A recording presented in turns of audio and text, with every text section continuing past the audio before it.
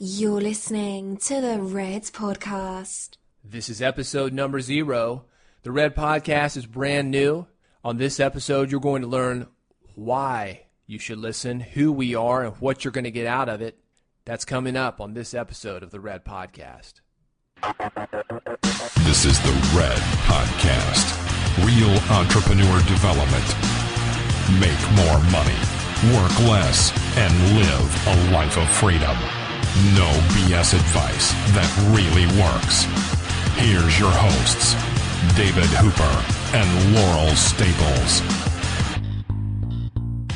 Here we are, Laurel, episode 0. It's very exciting. Very exciting. It's the start of a brand new adventure for us. We said we would never work together. And here we are. Here we are. Working together. We always want to we have our own podcast, our own businesses, everything's separate. We said we'd never work together. Yeah. And then here we are doing this podcast together. It was inevitable from the time we met. It was just like the stars were aligning and they knew we'd do this eventually. So should we talk about who we are and what we're talking about when we talk about this? Absolutely. We're not only co-hosts of a podcast, we are also significant others. Is that the best way to say it? That's a good way to say it. Yeah. And so many of those terms are so cheesy that's a good one. That's a decent one, I guess. Partners. Life partners. Life partners. We're life partners. And Laurel was an entrepreneur before I met her. And we'll maybe get into that a little bit when we talk about backgrounds. I was an entrepreneur as well and have been for a number of years. And we came together and we're like the Wonder Twins. We just like put our fists together and here we are with Red Podcast. Who are the Wonder Twins, David? See, that's... We have an age difference, too. We might want to point that out. That you know who the Wonder Twins are, and I don't. The Super Friends, man. The Super hung Friends. Out the Hall of Justice with Aquaman and I think you're making Superman. this stuff up. Yeah, anyway. They came together and they formed something awesome, as do we. But not in a business sense until now. Red Podcast. And Red stands for Real Entrepreneur Development. As I mentioned, Laurel had been an entrepreneur long before I met her. I was doing entrepreneurship as well, and we said we would never do something together, but there seemed to be a hole in the market. We ran into people that were saying, man, I wish I could get my wife on board, wish I could get my significant other on board, my boyfriend, he doesn't understand me. And that seems to happen a lot with entrepreneurs, that they feel like nobody gets them. The people at work don't get them, the families don't get them, and it's the worst when your significant other, the person that you're living with and sharing life with, doesn't get you. So we thought we could add some value just in that way, but also add some very specific entrepreneurial advice from people that have been successful at it for me, almost 20 years. Mm-hmm. And Laurel, you're on what, year 8 or 9 here? Oh, yeah. Man, I started, I guess, my first real business back in 2005. So yeah. See, I was 95 is when I started. Okay. Still in college. Yeah, I just graduated. So yeah, and it just didn't work out for us. This whole corporate thing, man, it just didn't work out. So we had to go out on our own. Have been doing it successful ever since. And here we are on the Red Podcast. It's 3 to 5 days a week. Each episode 20 to 25 minutes long. Because we know that you don't have a lot of time. But hopefully that'll fit into your commute or into on your way gym to time. your day job or gym time if you're already working for yourself. This will have some good information because we've really been around longer than any trend going on now. Like before blogging, we've seen things come and go. Before podcasting. Well, I think that's part of our philosophy is having seen the trends come and go. We're trying to go beyond the trends and really talk about what works in like a longevity sense. How are you going to set up a profitable business and a successful life that's going to last you forever? Not just, okay, what's the latest and greatest Twitter And I like hack? that you said that, business, because this is about establishing a business, establishing a life of freedom, not a moneymaker. So you're not going to hear us talk about how to hack Facebook or some kind of gimmick. This is about how to establish a real business, But with that said, we do have a list of topics that we're going to be talking about: blogging, social media, email marketing, podcasting, press and media, lifestyle. What else, Laurel? I'd say time management, energy management's a big one, getting stuff done. Public speaking is something that's really important to both of us. Creativity, goal setting, the mindset is such a big element for entrepreneurs. So we're definitely going to cover that as well. And we're big marketing people. We love marketing. We could talk that's what we are marketing first all and day. foremost. Yeah. And I think that's how we've lasted this long, because without good marketing, it doesn't matter what you're doing. So I think that's where a lot of this stuff is going to come back to, is marketing. And that's where the making money part comes in. When more people know about your product, service, your business, then you're able to make more money and start living that lifestyle that you really want. So we're going to talk about a lot of those elements coming into play. But that lifestyle does not come with shortcuts. It doesn't come from just doing one thing. It comes from spending time in the market, we'll call it. It comes from showing up every day. It comes from wanting to be a master and doing what it takes to achieve mastery. So we're going to show you, stick with us, we'll show you how to do just that. And I like that. I like that you said that, David, because this really is for people, for entrepreneurs who want to achieve that true life mastery of business. Not just for people that, want to make $1 here or there. It's for people that want to have that entire lifestyle that comes with it. And that's where our expertise really comes into play. I think the shortcut, we've talked about shiny object syndrome, and write that down because we'll have to do an episode on that. But the shortcuts, it's really easy to be seduced, if you will, by those kind of things, thinking like it's the one thing, it's the switch that you're going to flip. It's like winning the lottery.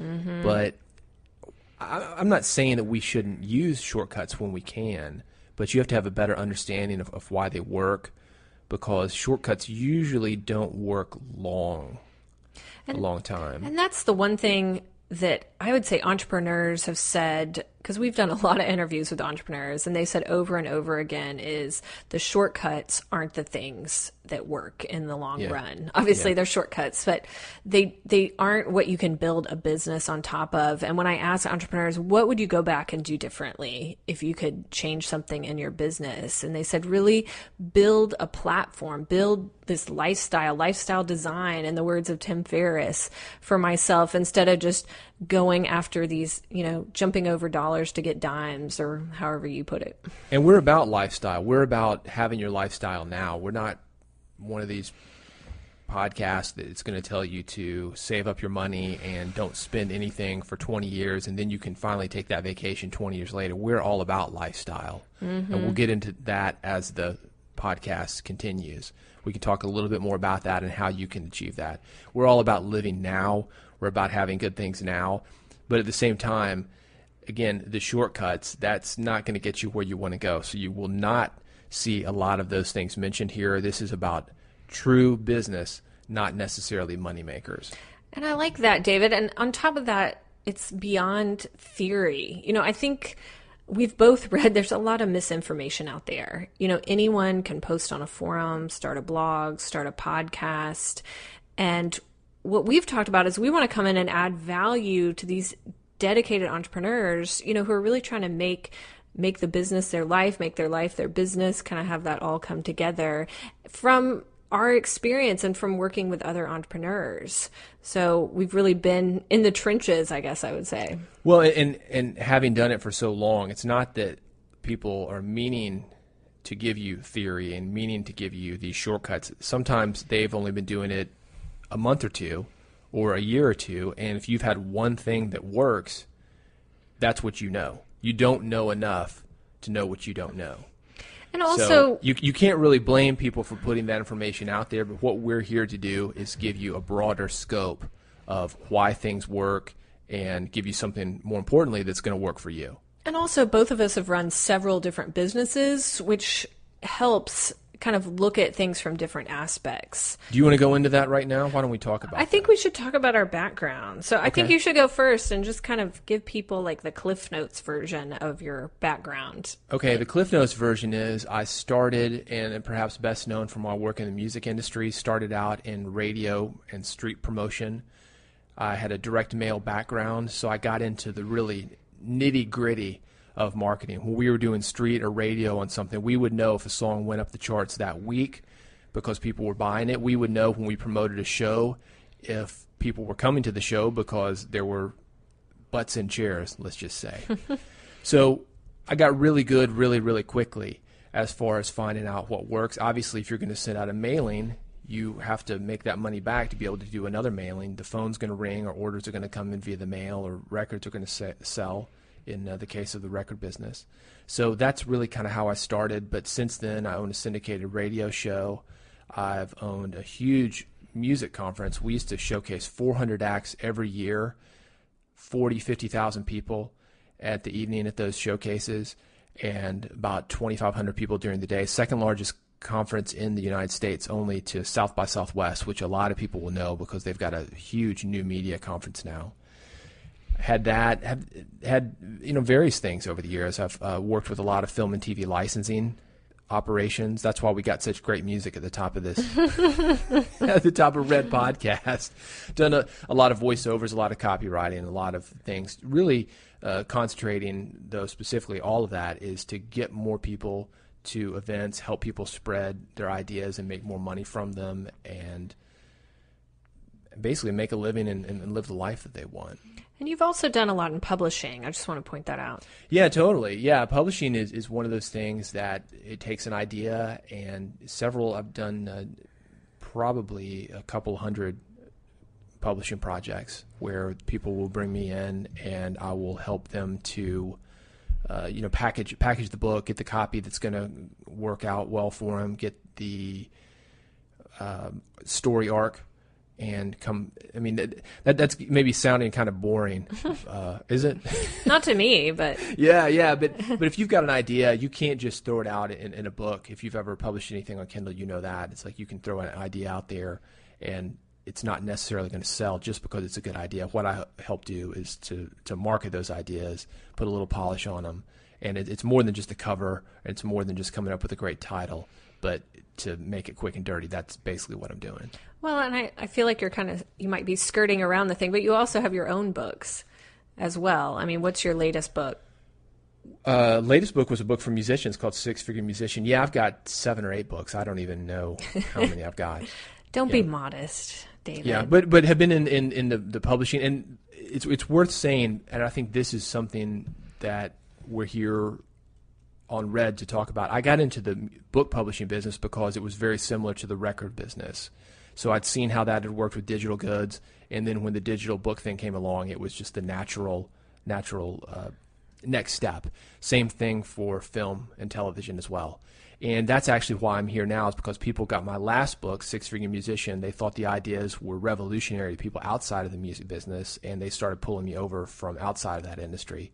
And here I am at Red Podcast helping you. I know. We're looking forward to your next book. You and me both. It's a long process. It is. Okay, how about you? How about me? Let me give my Cliff Notes version of being in business. I started out after college as a mechanical engineer, and I know we're going to talk about that at some point coming up, but that wasn't a good... Yeah, we should talk about our quitting stories, the last day jobs that we ever worked. Oh, that would be good.